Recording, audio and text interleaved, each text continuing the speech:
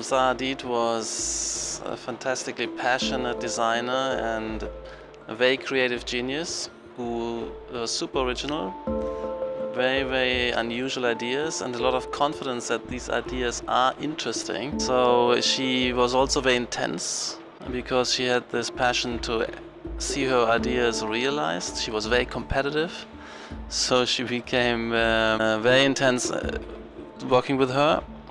I had all my own intensity and ambitions, so we were a good match. And we had very late nights working together and through the early years in small teams. And I think it was nice I'm remembering moments of exhaustion, but also moments of exhilaration when we achieved something, late night dinners in the office, late night work. Very passionate person.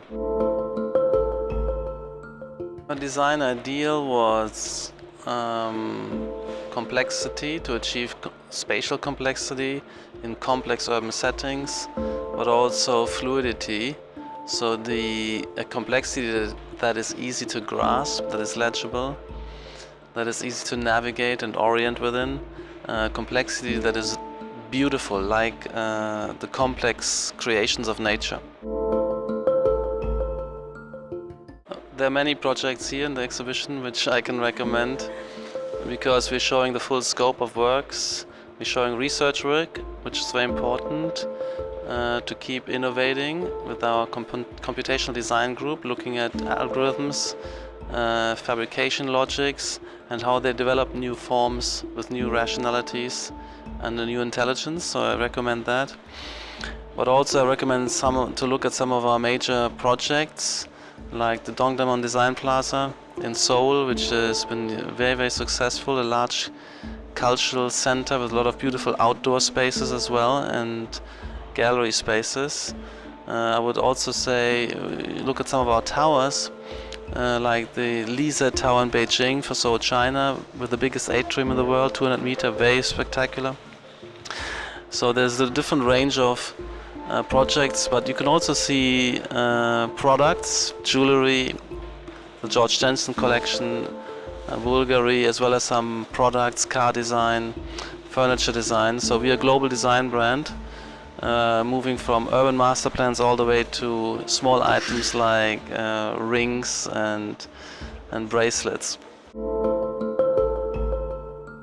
Sure, we're very proud to do this wonderful large infrastructure project.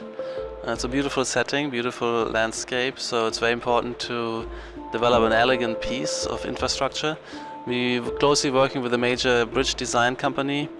I think we won the competition because this is a one pylon bridge, very ambitious, the largest cable stay bridge in the world. Our role is to make it very elegant, to make it beautiful. The way we develop the profiles, the exact form and shape of the pylon, also the details of the lighting on the bridge is very elegant. So we spend a lot of time and energy to developing the three-dimensional form to sculpt the final shape, of course on the basis of the structural diagram and structural form which comes from the engineer. We're very happy with how this project develops. We're very proud. Yes, it's important to make sure that such an infrastructure is not disruptive to the ecology of that area. It's very important to develop the skills early on, computational skills, because today a lot of the design talent needs to be fostered, not only through looking and understanding the works, but to create works, and for that we need sophisticated tools. They should look in particular at the design research segment, where you can see how one can create sophisticated, intricate forms, nature-like forms with algorithms. That's very important.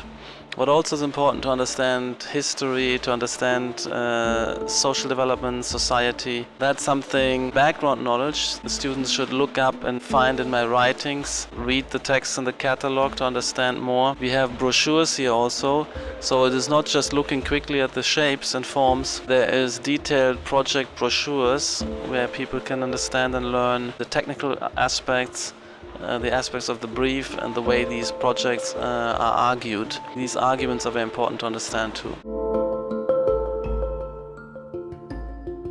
to change the world, to change the built environment, to make an impact. I mean, we have a lot of works here. You show the intelligence, ability to create complex form, which is legible, and this needs to be rolled out.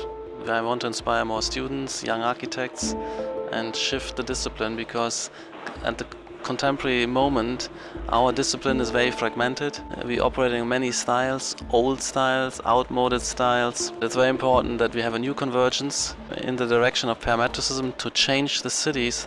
Our cities look terrible, I think. They're very ugly. I'm talking about garbage spill urbanization because there's no order, no beauty, no identity. The world looks the same everywhere in the last 30-40 years, and no beauty has been created on an urban level, on an urban district or city level.